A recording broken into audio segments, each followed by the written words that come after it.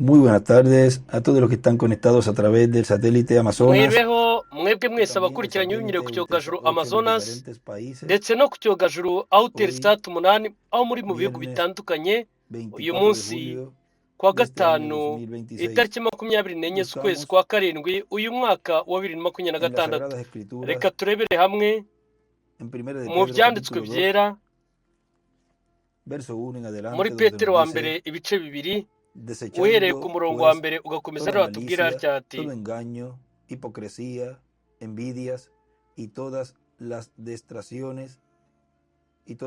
detracciones, desead como niños recién nacidos la leche espiritual nuko no mube nk'abana adulterada, bato bavutse para que por ella crezcáis para munywe salvación, si es que amata habéis atavangiye gustado kugira la ngo mukure mu benignidad del gakiza. Señor, Nuko rero ubwo nibwo acercándonos a Él, muzaba piedra mukunze viva, ubumana, desechada nuko ciertamente por los mumwegere hombres, niwe buye mas rizima, para Dios escogida y ibuye preciosa. abubatsi banze Vosotros niryo también, ryahindutse como irikomeza piedras imfuruka vivas, ry'Imana sed ry'igiciro edificados como cy'Imana. casa espiritual y sacerdocio Namwe santo, para muri ofrecer ubwoko sacrificios bwatoranyijwe, espirituales abatambyi b'ubwoko, aceptables a Dios ishyanga por ryera, medio de n'abantu Jesucristo. Imana yaronse Por kugira lo ngo cual, también como mwamamaze tiene la ishimwe Escritura, ry'iyabahamagaye, he aquí ikabakura mu pongo en mwijima Sión la ikabageza mu mucyo principal wayo piedra del w'igitangaza. ángulo, Kera escogida y preciosa. Escogida, preciosa. Y el que creyere en él kuko mu no byanditswe será harimo ngo avergonzado. aya Para magambo ngo vosotros, dore pues, ndashyira muri los Siyoni que ibuye creéis, rikomeza imfuruka, él es ryatoranijwe precioso. kandi ry'igiciro Pero cyinshi, para los que kandi no creen, uryizera ntazakorwa la n'isoni. piedra que Nuko los rero kuri mwebwe edificadores ubwo mwizeye desecharon muzi ko ha venido a ser la ari cabeza iby'igiciro cyinshi del koko, ángulo naho kubanga y kwizera piedra de ibyo abubatsi tropiezo banze niryo y ryahindutse rikomeza roca que imfuruka, hace caer, n'ibuye risitaza, porque ni tropiezan en la urutare palabra, rugusha, siendo desobedientes, basitara a ku lo cual ijambo fueron también ry'Imana destinados. ntibaryumvire, kandi ari bo ryagenewe. La piedra de tropiezo en su primera Ibuye y segunda risitaza venida. mu Pueden kuza tomar asiento kwa si mbere tienen no la mu bondad. kuza kwa kabiri kwe. Mwakwicara nyamuneka niba Nos dicen el mubishaka. mensaje los verdaderos adoradores Tubwirwa mu butumwa bwitwa ngo que fue predicado abaramye el nyakuri, 27 de marzo de aribwo butumwa 1987 bwabwirijwe itariki 27 en z'ukwezi Calle kwa Puerto gatatu Rico. Dice, muri 1987 ikaye el Puerto que se Rico. ha Aravuga quedado ati atrás le pasa como los que se uwasigaye quedaron atrás en inyuma el tiempo del Señor byamugendeye Jesucristo, kimwe n'aba bandi donde hubo basigaye un inyuma mu gihe cambio de cy'umwami Yesu dispensación. Kristo, Se aho quedaron atrás habayeho en impinduka la za primera dispensation. dispensación. Nuko Podían decirle, basigara inyuma muri dispensation ustedes ya están mbere, adorando bashobora en kuvuga una bati forma diferente mwebwe de la murimo cual nosotros muramya adoramos mu acá. buryo butandukanye. Nosotros adoramos acá en Nubwo Jerusalén, en twebwe el templo, turamyamo hano, twebwe turamya pero había Imana hano muchas turi Yerusalemu mu personas rusengero, que habían ariko comenzado una nueva hari abandi dispensación bantu y no bari tenían que ir batangiye a indi Jerusalén para dispensation adorar. nshya, ndetse kandi Adoraban al ntabwo Padre basabwaga en kujya i espíritu Yerusalemu y en kugira ngo verdad. baramirizeyo, Y Jesús lo baramyaga sabía. Data O mu sea, Jesús mwuka ndetse sabía no mu kuri. Ndetse que Yesu nawe se había llegado el yari tiempo para ese abazi, cambio de yari abizi. dispensación. Ni Y ukuvuga los ngo que Yesu yari estaban abizi siguiendo a ko Jesús hagomba kugera igihe cy'impinduka conocían eso z'izo y dispensation. ven ustedes Utarakurikiraga Yesu muri estaban ibyo, adorando en una forma nueva urumva mientras se bo estaba llevando a barimo cabo baramya ese mu buryo cambio de bushya, dispensación. mu En la gihe página hari harimo haba 167 ziriya del mpinduka za libro dispensation. Ku rupapuro de rw'ijana citas, na 37 mu párrafo gitabo cy'imirongo, ku murongo 1491 dice, wa 14 ninguna levadura 91 entre aratubwira ustedes, ati eso trae la plenitud nta entera de musemburo la n'umwe deidad ugomba kuba muri corporalmente entre mwebwe. ustedes. Ibyo ntabwo bisiga muri Ahí mwebwe umwuzuro wose w'ubumana mu encima mibiri yanyu. escribe, Aho ngaho la palabra hejuru interpretada yandikaho ngo es la manifestación del nombre de Dios. ijambo risobanuwe uko ni ukugaragazwa kw'izina ry'Imana. No podía hacerlo en la edad de Lutero, ntabwo ibyo no byari podía bikorwa mu hacerlo en la gisekuru edad cya de Luteri, Wesley, no podía nta hacerlo nubwo en la byagomba edad gukorwa mu gisekuru pentecostal, cya Wisire, pero ntabwo en el día byagomba cuando gukorwa el mu Hijo del gisekuru cya Hombre Pantekote, será ariko manifiesto, kuri wa munsi ubwo revelado, umwana w'umuntu regresa a la iglesia junto yigaragazaga, con la yihishuraga entera akagaruka deidad ku de Dios itorero, entre su gente. ari kumwe Ahí a la izquierda n'ubumana bwose bw'Imana hagati dibuja una y'abantu be. piedra Nuko angular hariya y yandikaho ngo destellos, ashushanyaho ibirisoza y ndetse encima n'imico escribe myinshi. HH, o sea, Hijo de Hombre. hejuru yandikaho haha mostrando las urumva mismas ni señales umwana visibles, w'umuntu hijo de l'hombre manifestándose como él hizo agaragaza al bya bimenyetso principio bifatika cuando él yagaragaje fue nk'ibyo manifiesto en yakoze la ku tierra en itangiriro una forma de un ubwo we profeta Dios. yigaragarizaga hano ku isi mu buryo Oh, bw'umuhanuzi gloria, w'Imana. prometido por Malaquías 4, prometido por el Ho resto de las icyubahiro cy'Imana escrituras. ¿En byasezerejwe muri dónde Maraki 4 adoran ndetse ustedes? byasezeranijwe no mu bindi byanditswe La byose casa de bisigaye. Dios sentados None mwe en tiempo muramiriza presente. hehe? Ni mu nzu y'Imana ¿Quién lo escribe? niho mwicaye mu gihe Adoración cya none. actualizada. Nuko yandika ngo kuramya Y dibuja a la kwa derecha una none. piedra angular, las edades, todas las edades. Y Nuko ahagana iburyo la flecha adushushanyiriza ibihe risoza hacia n'ibisekuru la piedra byose. angular Nuko agafureshi y también akerekeza flechas mu ahí ibihe en las risoza. edades.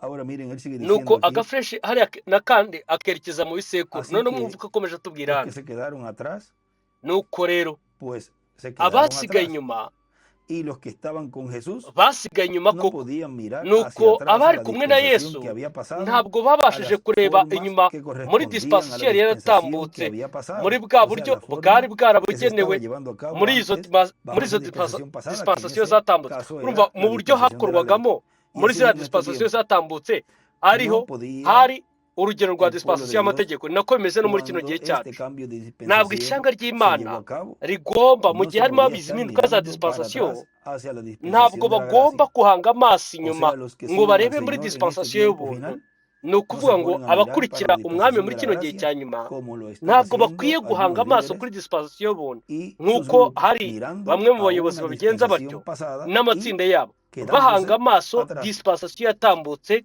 Jesús nuko les decía, el bagahagama que pone su inyuma. mano en el arado y Yesu mira hacia yarababwiraga atrás ati ushyira no es amaboko ye apto ku para el isuka reino. agahindukira Mirar akareba hacia inyuma atrás ntabwo es akwiriye quedarse kujya mu en bwami esa bw'Imana. dispensación que ya Kureba pasó. inyuma ni ugusigara muri Sigue ya diciendo, dispensation yamaze así que no se gutambuka. podía mirar Noneho hacia atrás. akomeje atubwira ati En el nuko mensaje rero ntabwo único byari o bikwiye kureba el inyuma lugar, mu butumwa el bwitwa ngo lugar escogido de Dios para adorar, ahantu porque hamwe hay otro que rukumbi dice el único ahantu hamwe lugar, rukumbi pero en este hateganyirijwe que el kuramirizwa tema es kuko hari el ahandi lugar hatubwira ati escogido de ahantu Dios hamwe para rukumbi adorar, ariko muri uno mutwe w'isomo uvuga uti nos dice en ahantu la página hatoranyijwe n'Imana ho kuramirizwa.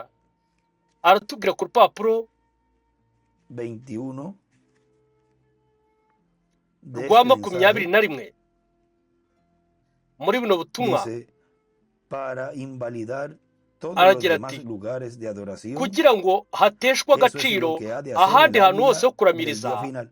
Ibi ni Águila byo representa un bikorwa profeta, n'ikizu cyo mu gihe cya nyuma, el ikizu águila del día gishushanya final, umuhanuzi, enseñar ikizu todo, cyo ku enseñar que munsi wa todo nyuma el resto, arimo yigisha enseñar que todo el arimo resto yigisha es yuko tontería.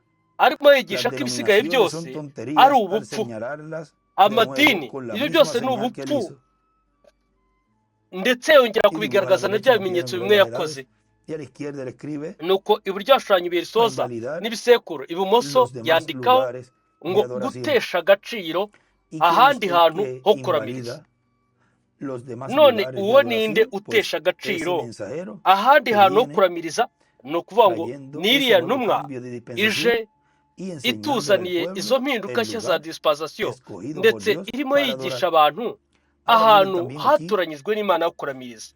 hay un Rero escrito mwumve nanone aha en ngaha donde él nos escribe en hari este mismo inyandiko mensaje, tuhafite la aho luz de la hora yatwandikiye muri buno butumwa bumwe es lugar ati de umucyo adoración. wa none Ese es el lugar ni ahantu ho kuramiriza, provisto por Dios para aho niho adorar. hantu haronswe Ahora sigue n'Imana diciendo aquí ho en el mensaje, kuramiriza. y los que comentaban Akomeje alguna atubwira cosa hano que muri no buno era butumwa muy positiva, kandi como los abavugaga ibintu discípulos bitari cuando se byiza fueron, las personas que estaban con Jesús nk'intumwa y quedaron 12, ubwo comenzaron a decir, abantu bari kumwe na Yesu dura es bagiye esta palabra, hagasigara barya 12 ¿quién la puede recibir? batangiye kuvuga ati Porque aya todo magambo giraba arakakaye, alrededor del ninde Hijo wabasha del Hombre. kuyakira, El que kuko no coma mi carne, bose el que no byose coma la byavugaga carne ku del Hijo mwana del Hombre w'umuntu, no tiene vida utarya inyama permaneciente en zanjye, sí. Y utarya inyama cuando se z'umwana w'umuntu ntabwo agira escandalizaron, ubugingo les buguma muri we. dice, o sea, les dice Jesús, Nuko ubwo que si viereis basitaraga al Hijo del Hombre niko que Yesu sube atubwira, donde estaba primero, aravuga ati ese mwabona umwana w'umuntu y dice, azamutse todo agasubira aho giraba yahoze na mbere. alrededor de la venida, Nuko de la aravuga ati primera venida del Hijo del byose Hombre bijyanye neza en el no kuza ko occidente, kuza kwa mbere k'umwana en la w'umuntu tierra de Israel. iburengerazuba Ahora vamos mu a ir gihugu a ir a esa cya escritura Isirayeli. Rero donde él reka dice tujye muri kino cyanditswe aratubwira ko que si vieres al Hijo del Hombre subir a donde ese estaba primero, umwana w'umuntu aramutse azamuwe akajya o aho si yahoze vieres mbere, al Hijo del Hombre. aravuga se Vamos a ver cyangwa se aquí umwana w'umuntu. Reka turebe imvugo akoresha hano en el Evangelio según San Juan. Vamos a ver si es mu esa butumwa bwiza bwa Yohana. Reka turebe la niba ari escritura. aha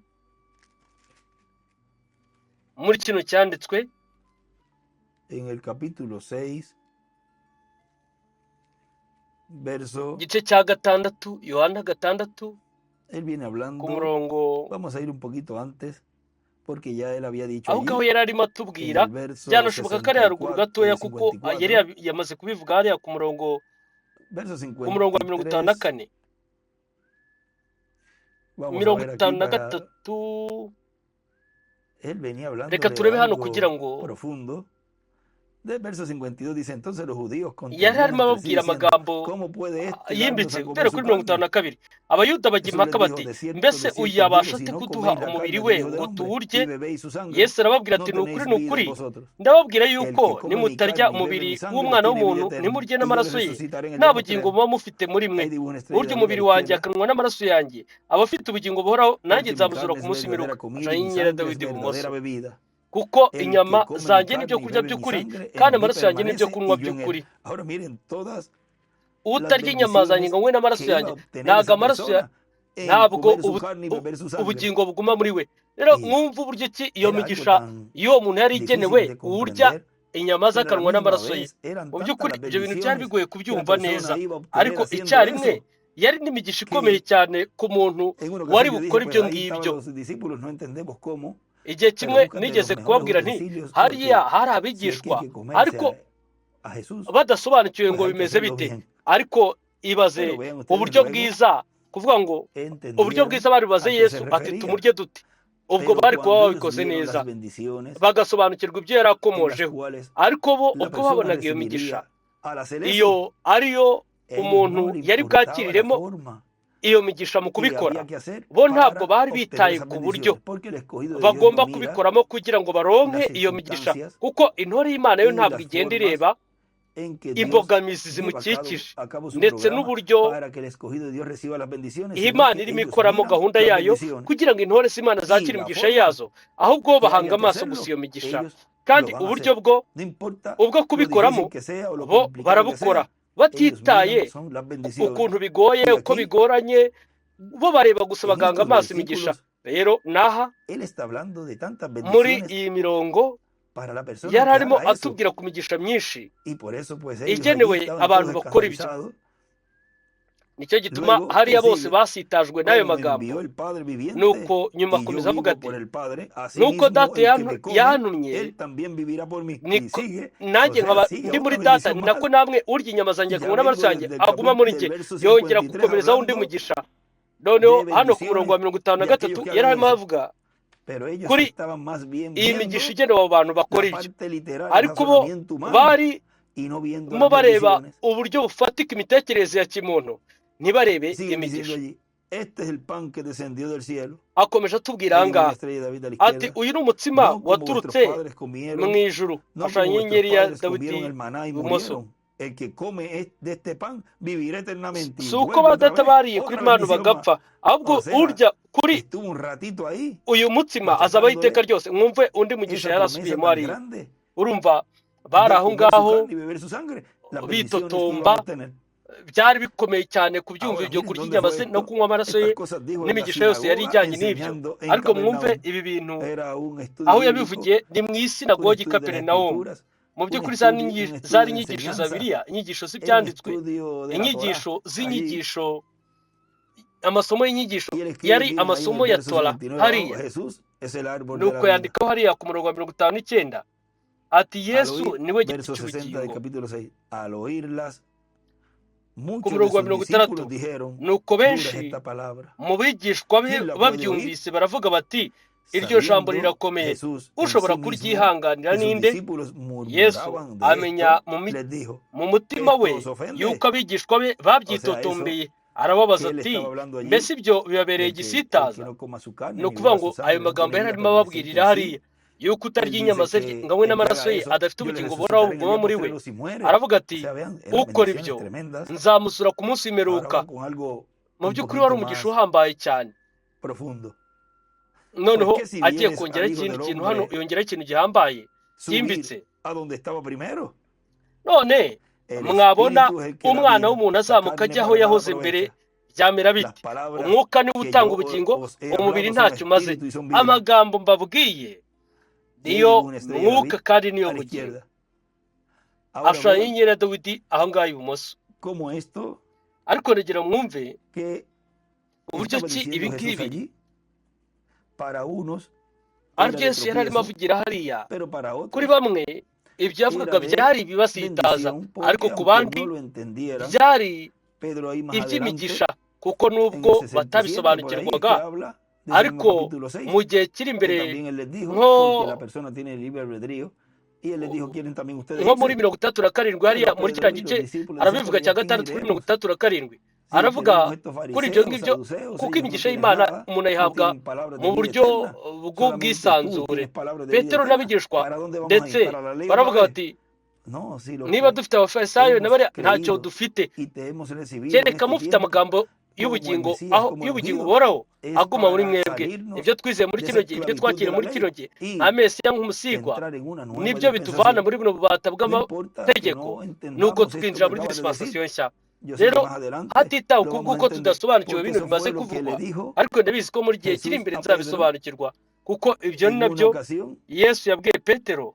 Él le dijo, lo que no Igihe kimwe entiendas ahora, lo yaramubwiye entenderás ngo más ibyo adelante. Le udasobanukirwa uyu dijo munsi Jesús uzabisobanukirwa mu gihe kiri imbere. a Pedro, Aramubwira ati, lo que tú abwira no Yesu ati, entiendas ahora, no te preocupes, urumva lo ni Yesu entenderás wabwiye Petero más ati, adelante. O sea, ibyo udasobanukirwa uyu mwanya que ntuhangayike, no se puede uzabisobanukirwa mu preocupar gihe la kiri imbere. Ni persona ukuvuga ngo rero de que no entienda ntabwo algo umuntu akwiye guhangayikishwa de momento, nuko hari ikintu porque adasobanukiwe Dios mw'uwo mwanya, kuko más Imana adelante le abrirá el mu gihe entendimiento. kiri imbere izamufungurira ugusobanukirwa. Eso en el capítulo 13, en una de las ocasiones, porque fueron más veces. Ibyo Creo biri que mu hay otro gice lugar, cya pero en gatatu, esta fue cuando le estaba ni lavando los inshuro imwe mu pies nshuro nyinshi, a kuko ari Pedro, inshuro nyinshi y ahí yabivuze. Jesús le dijo, Ariko hano lo que hantu yo hago n'igihe tú yari no lo arimo boza comprendes ibirenge ahora, mas lo hariya, entenderás Petero después. aravuga ati, Y ibyo así con ngukorera uyu todas mwanya las demás ntubisobanukirwe, ocasiones ariko uzabisobanukirwa mu que gihe Pedro kiri no imbere. entendía algo, Uko ni nako biri no Jesús mu le zindi decía, nshuro lo que no zitandukanye, entiendas ahora, aho lo Petero vas a entender atasobanukirwaga después, no ibintu te runaka, preocupes. Yesu akamubwira ati, Ahora ibyo mire, udasobanukiwe uyu mwanya uzabisobanukirwa nyuma, ntuhangayike. él aquí sigue Noneho diciendo, mwumve y cuando se escandalizaron, les hano uko dice akomeje que si atubwira, vienes al Hijo del Hombre que sube nuko donde estaba bamaze primero, gusitara todo baravuga ati, giraba ese alrededor de la mwabona umwana venida, de w'umuntu la asubiye primera aho venida del yahoze, Hijo del Hombre en el byamera oriente, bite? en la tierra de Umwuka Israel. we, urumva, Y los que se nuko escandalizaban benshi tropezaban mu bigishwa be y se bahera ubwo iban, basubira por lo inyuma, que él hablaba barorera alrededor kugendana del nawe. eje del mensaje dispensacional de la segunda dispensación. Pues el que se Urumva bitewe iba, n'uko yababwiraga ubutumwa bwa por dispensasiyo ya eso kabiri, estaba tropezando uwagendeye con la piedra de wagiye tropiezo. ajyanwe n'ibyo O sea, el que se iba, por yari eso que él acababa asitaye de ku decir, ibuye risitaza. Ni estaba ukuvuga ngo tropezando con ibyo la piedra twari de tumaze tropiezo. kuvuga, uwasitajwe n'ibyo Ahora yari arimo vean asitara ku ibuye risitaza. lo que leímos allí Rero aho murumva en aribyo primera twasomye de hariya Pedro, muri Petero wa mbere, en el capítulo 2, donde habla, verso 8, Petero wa mbere ibice bibiri piedra de tropiezo y roca ku que murongo wa hace 8 caer. atubwira ati, n'ibuye Tropiezan en la risitaza ni palabra. urutare Ahora ven, ya rugusha, está diciendo que bo la basitara ku piedra ijambo. es Ni ukuvuga ngo la arimo palabra, atubwira la roca es la palabra. yuko Es el ibuye Señor en ari su primera ijambo, venida y en su segunda urutare venida. ni ijambo, ni Ahora umwami mu kuza kwa dice, kabiri siendo no mu kuza kwa desobedientes, mbere. a lo cual también, Rero aravuga ati, a kutumvira lo cual ibyo fueron también wazabavuga. destinados. O sea que los que tropiezan ya están destinados Urumva para tropezar. nibyo No se yateganyirijwe. puede Urumva uno abasitara ponerse a bateganyirijwe buscarlos. gusitara. Mira, no Ntabwo tropieces con umuntu esta otra etapa. Mira, no akwiye tropieces con este kujya otro. kubashaka Ya están avuga ati, destinados para tropezar. wisitara kuri iki gihembwe, wisitara Ahora no él kuri dice, kino kindi. pues Nibyo el que se iba bateganyirije. por eso estaba None tropezando aravuga con la ati, piedra de tropiezo, con el nuko rero Mesías ujyanwa en su n'ibyo primera venida, abasitara ku ibuye con el risitaza Hijo del kuri Hombre. Mesiya Como mu cuando yo kuza kwe leí kwa mbere en el ku lugar mwana donde él w'umuntu. dice que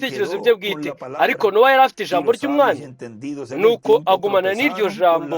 Abanyabwenge n'abahanga muri kiriya gihe basitara ku kwicisha bugufi k'ubutumwa, bararimbuka.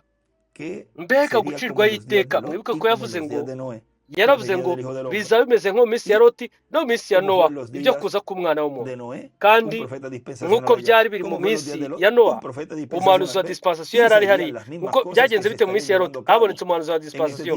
Ni nabyo bintu bimwe bizaba birimo bikorwa muri kino gihe ibyabereye hariya. Mu minsi ya Loti mwitegereje habonetse intumwa ya dispensation, ndetse hariya tuhabona na Elohim, ariko ubu n'abamarayika bakomeye Gabriel na Mikayeli.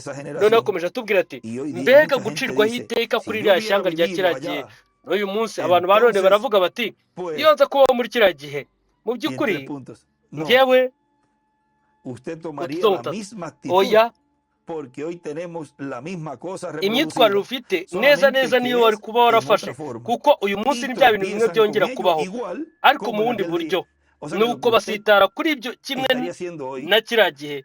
Ni ukuvuga ngo rero ibyo wowe uri gukora uyu munsi wa none, niba uri intore, ni ukuvuga ngo ibyo uri gukora none ukorana uko kundi na marayika w'isezerano n'inkingi y'umuriro mu gusohora kwerekwa ry'ihema, aho ngaho urimo ukurikira isanduku y'isezerano. Rero niba ari umwe mu barushwa ubwenge n'indogobe, ni ukuvuga ngo bakabaye bakora bimwe n'ibyo mu gihe cya Nowa cyangwa se mu gihe cya Aburahamu, mu gihe cya Yesu. Ndetse murebe inyandiko yadusigiye mu gakayi yanditsemo ngo imvugo mbi zabo ziri mu mateka n'ibivugwa byiza biri mu mateka byarabitswe. Byibazeho Tom tubiri, ndinde wo kuvuga ibibi, ndinde mu mateka. Njye namwe turi mu mateka, kandi yabitswe afite n'ibyo ashushanya. Mwebwe mu gihe cyatambutse mwari gukora nk'ibyo mukora uyu munsi.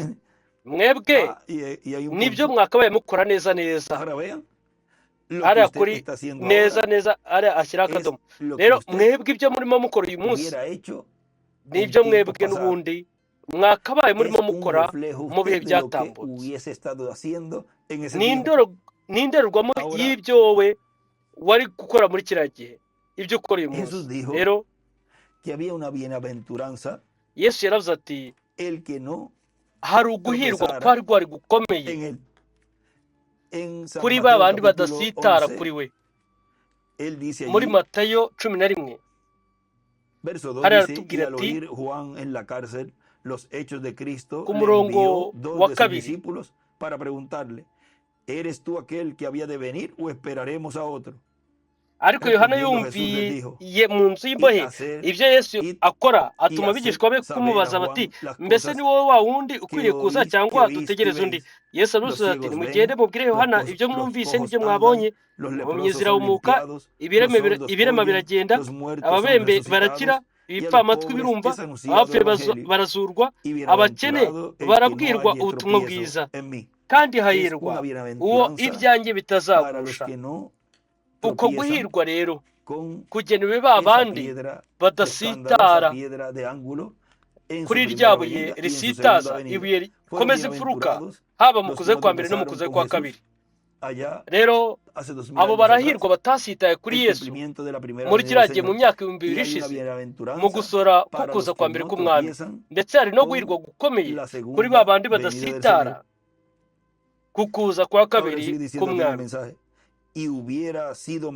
Akomeje atubwira hano mu butumwa, kandi byari byiza gusitara ku kindi kintu icyo ari cyo cyose, cyangwa se ku muntu uwo ari we wese, uretse gusa ku ibuye risitaza. Urumva byari byiza kudasitara hariya kuri Yesu. No muri kino gihe cya nyuma rero ibyakabereye byiza umuntu ni ukudasitara ku ibuye risitaza no kuza kwe kwa kabiri. Akomeje atubwira ati uretse gusa ibuye risitaza, kuko abo baba basitaye ku ijambo ryambaye umubiri, ijambo ryambaye umubiri mu gusohora ko kuza k'umwana w'umuntu, ndetse bakanasitara ku kuza k'umwana w'umuntu uwa nyuma ku muntu, kuko aho ngaho niho hazaba hari ugutakaza ihirwe ryabo. Urumva ni ugutakaza ahazaza habo. Urumva ni ugusitara kuza k'umwami muri kino gihe cya nyuma, nk'uko byavuzwe bikahanurwa na Rev. William Branham integuza mu butumwa bwitwa ngo Imana y'inyembaraga yishurira mu ijambo ryayo. Ku rupapuro rwa 21 aravuga ati iteka umubiri wa kimuntu niwo usitaza amadini, ntabwo abasha kwizera ko ari Imana ituma abantu bakora muri buriya buryo. Murumva nuko Imana yahoze yishe itorero binyure mu mubiri wa kimuntu. Ibyo ni ukuri, yihisha abatizera ikihishurira abizera. Ashushanyaho ibisosa n'ibisekuru iburyo, yandika ngo Imana yambaye umubiri wa kimuntu ibumoso, nuko agana iburyo yandikaho vasi ujya hejuru ngo basitara k'umubiri wa kimuntu.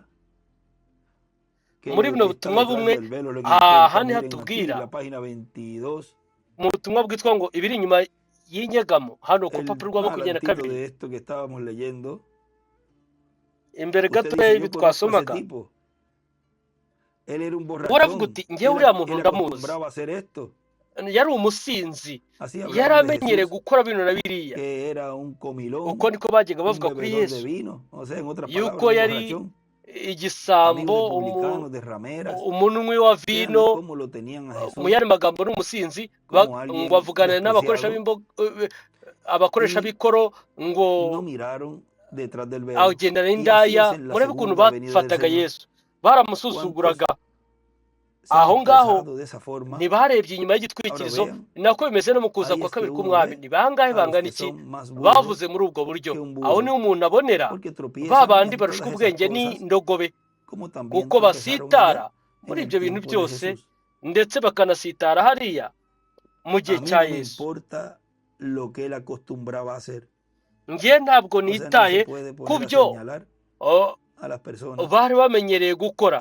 Urumva, bari bamenyereye gutunga abantu intoki babashinja, bakazana ibintu byabo bari barakoze, kuko ukora ibyo ni sekibi, kandi ibyo biguma mu maboko y'ubizanye. Nta buryo ndetse nyuma yabyoga ngo abyikureho. Ye ntabwo nitaye ku byo bari bamenyereye gukora. Wari wishe inyuma y'icyo gitwikirizo cy'umubiri wa kimuntu niwe ufite agaciro. Uri inyuma y'icyo gitwikirizo, umubiri wa kimuntu niwe uhumisha abantu. Nuko ibumoso vasi ujya hejuru yandika ngo uri inyuma y'igitwikirizo niwe w'ingenzi. Bo baravuga bati ndibuka uyu mugore uwo yariwe. Kandi rero dushobora kureba muri Bibiliya hariya ku mugabane aho uriya mugore w'umusamariyakazi yegereye Yesu, nuko ndetse twabona n'undi mugore wagiye kumwoza ibirenge. Ndetse aho twongera kubona umugore, abafarisayo hariya ahantu bamwitegereje bakavuga bati iyaba bamenyaga uwo arimo yoza ibirenge. Urumva, barebaga ubuzima bwe bwite. Mu by'ukuri bo ntabwo bari bitaye ku kindi kintu icyo ari cyo cyose. Bo barebaga ibyo by'imibereho ye, kandi yari hagati ye n'Imana. Rero aho ngaho niyo Imana ishobora kumucungurira ibyo byose. Uyu ndamuzi umugore we yari we, ariko ari ninde none uyu munsi ninde? Urumva, muri kiriya reka tuvuge ngo wenda bamubonaga yisiga amarangi, ari umugore mwiza, nuko birangira babaye abaswa kurusha n'indogobe. None ninde ubwo wahagaze aho yari ari? Urumva, mbere bamubonaga asa neza wenda, nuko nyuma aza kwivanaho bya bindi yisigaga, noneho bakavuga ngo yabanye mubi. Urumva, aho ngaho bakajya muri dimansiyo ya 5 kurusha uko bari bari imbere, kuko bashyirwa hanze. Intore z'Imana iteka zirushaho kubaho neza. Dimansiyo ya 5 iteka ihora ijya inyuma, iba mbi kurushaho. Uriya mugore ndamuzi uko yari ari imbere, ariko se uyu munsi ninde? Rwa ruhu rwari rutwikiriye inyamaswa yatashe, noneho ubu rwari rutwikiriye ubwiza bw'Imana. Mbere rwatwikiraga itungo, ariko ubu noneho rwari rutwikiriye ubwiza bw'Imana. Rero uko niko umubiri wawe wahindurwa muri ino joro, kugira ngo uhindurwe no guturwa n'Imana. Imana ituye mu mubiri wa kimuntu. Murumva iyo mvugo? Ni ukuvuga ngo hariya yashobora guhindura uriya mugore, ndetse na wa mugabo wundi, abantu batandukanye hariya. bakaba abantu bahishwemo ubwiza bw'Imana. Urumva ni ijambo. No muri kino gihe rero mwebwe Imana yamaze kubahindura, ibahindura abo mwari bo mbere. Ubu ngubu mwebwe muhishe Imana kuko ubwiza bw'Imana buri muri mwebwe. Jambo Shinga rero hano natubwira ati, hano imbere hari inyandiko yanditseho ngo ikibarwa icyitabwaho ni ikiri inyuma y'igitwikirizo, kandi abantu basitara ku gitwikirizo. aha mwene data William we yari yamaze kubigaragaza cyane, noneho ashyiraho n'ubusobanuro bwa ba bandi basitara ari bo barushwa ubwenge n'indogobe, kuko indogobe ntabwo ishitara kuri rya buye rimwe inshuro ebyiri. aravuga ati ni indogobe zirushwa ubwenge n'indogobe. rero nakomeje atubwira ati muri kino gihe cyacu ukuza k'umwana w'umuntu muri kino gihe cya nyuma asoza kuza k'umwuka wera muri dispensation y'umwuka wera, mu butumwa bw'umwuka wera, ndetse kandi utuka umwuka wera mu kwigaragaza kwe muri kino gihe cya nyuma ntabwo akwiriye gutegereza imbabazi, ahubwo azagira ibihano by'Imana. ariko mbere na mbere umuntu agira amahirwe yo kumva no kubona ibyasezeranijwe muri kino gihe cya nyuma. nicyo gituma ubutumwa bwitwa ngo ubutumwa bw'ibimenyetso ku rupapuro rwa 369, aho niho batubwira ati bari barabaye mu materaniro ameze kimwe naye, ndetse bari barumvishije ibi bintu byose. reka tubasome kuko hano haratubwira ati mbere na mbere bagize amahirwe yo kumva no kubona ibyasezeranijwe muri kino gihe cya nyuma.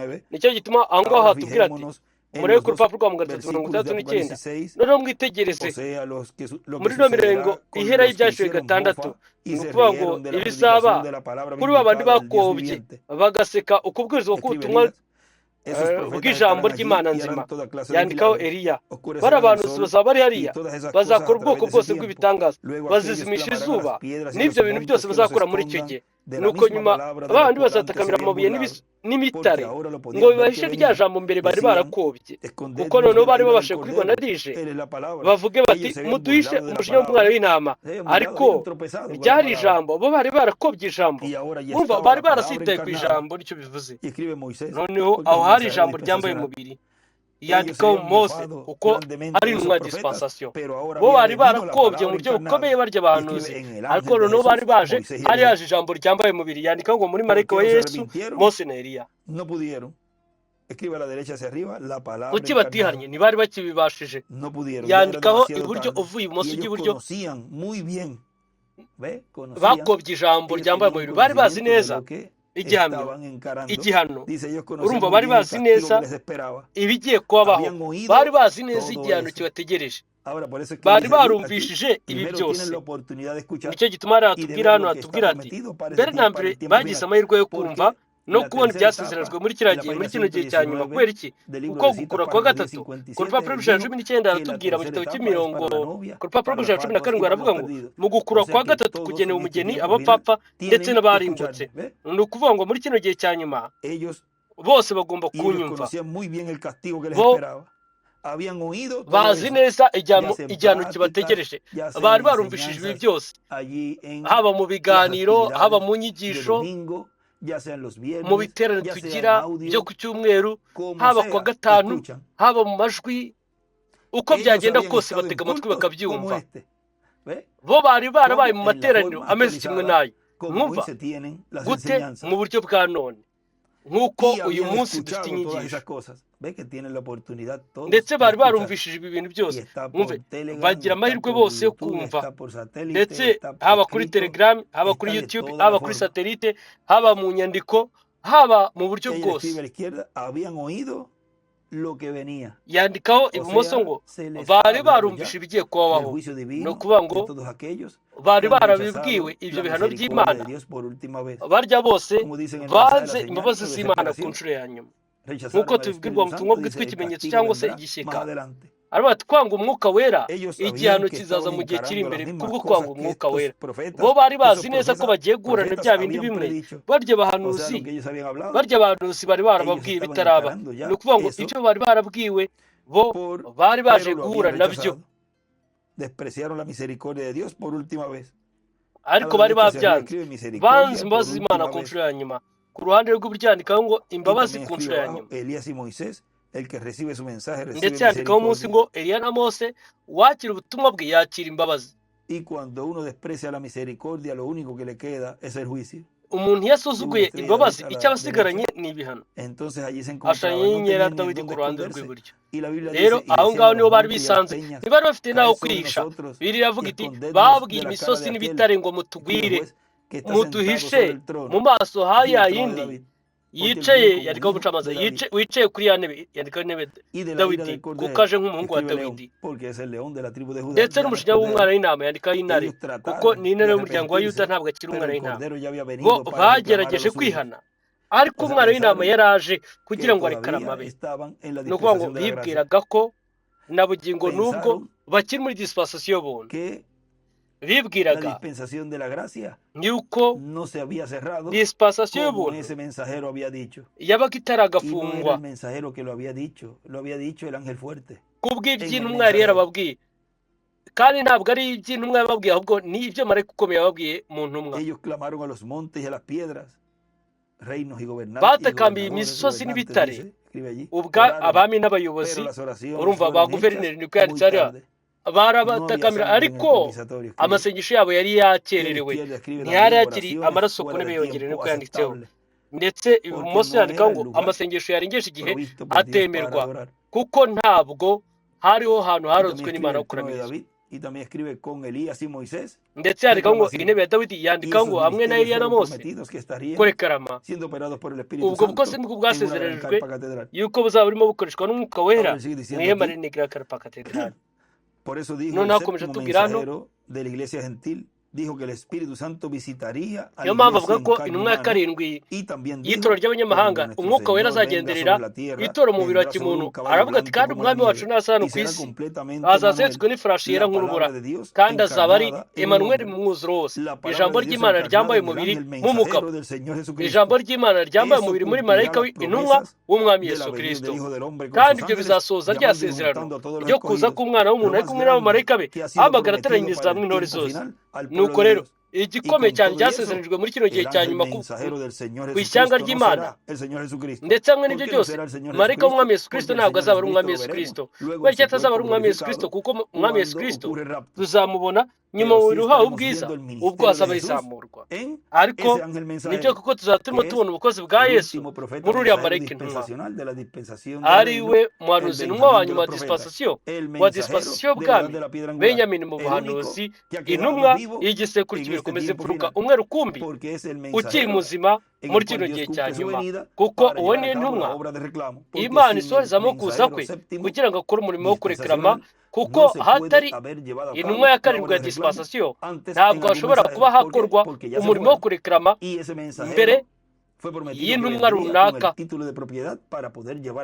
kuko bo baragiye.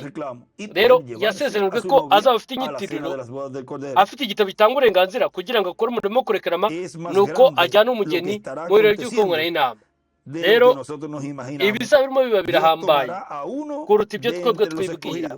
Imana izatwara umwe hagati mu ntore kugira ngo imisohorezemo ayo masezerano. Urumva, azaba ari uwacunguye, ari uwacunguwe. Ubutumwa ari aho tubwira ati ijambo ryavuzwe ku mbuto y'umwimerere, hariya aravuga ngo ukuza kwa kabiri k'umwami kwasohoreye mu wacunguwe, kandi azakomeza kuba ari umwe mu ntore. Nuko kandi azamenya umwanya we, umwanya harya mu gihe cya Yesu Imana yamenye uriya mwana wari umubona adoption hariya ku musozi wo guhindurirwaho, ayavuze ati dore umwana wanjye nkunda, nkamukunda, nkamwishimira. mu mwumvire muri kino gihe cya nyuma, iyi ntumwa ya nyuma izamenya umwanya wayo, kimwe n'uko abantu bawumenye ari nabo Imana yamutumyemo. Ibuye risitaza mu kuza kwa mbere ndetse no kuza kwa kabiri.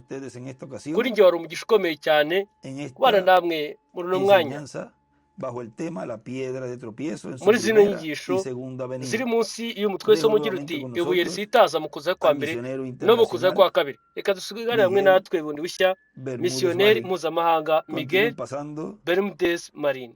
una tarde Mwese feliz, mukomeze mugire llena de las bendiciones umugoroba mwiza de Dios, y usendereye el imigisha domingo y'Imana, ndetse tendremos la actividad ku también a cyumweru las 9 de la mañana. Vemos que ahora nabwo en verano tuzagira amateraniro podemos aprovechar saa 3 za mu bien gitondo. Turabona el ko muri kino tiempo. gihe cy'impeshyi A esa hora, a byaba las byiza 9 tugiye dukoresha aka de kanya la ka mu mañana, gitondo, tendremos la muri ayo actividad masaha ya saa 3 za mu de gitondo este tukagira domingo amateraniro. próximo, domingo Kuri kino cyumweru 26 gitaha bwo de ku julio de este cyumweru año cy'itariki 2026. 26 Que Dios z'ukwezi les kwa bendiga y les karindwi guarde y uyu continúen mwaka wa pasando una noche 2026. feliz, llena de las Icyaba Imana bendiciones de ikamugisha Dios. kandi Y Imana con ibarinde, nosotros mukomeze nuevamente el mugire misionero ijoro ryiza internacional Miguel risendere imigisha Bermúdez y'Imana. Marín. Hamwe natwe bundi Tengan bushya todos y pasen misiyoneri todos mpuzamahanga Miguel muy Bermúdez buenas Marín. tardes, buenas Mwese noches. nimugire kandi mwese mugire umugoroba mwiza, ijoro ryiza.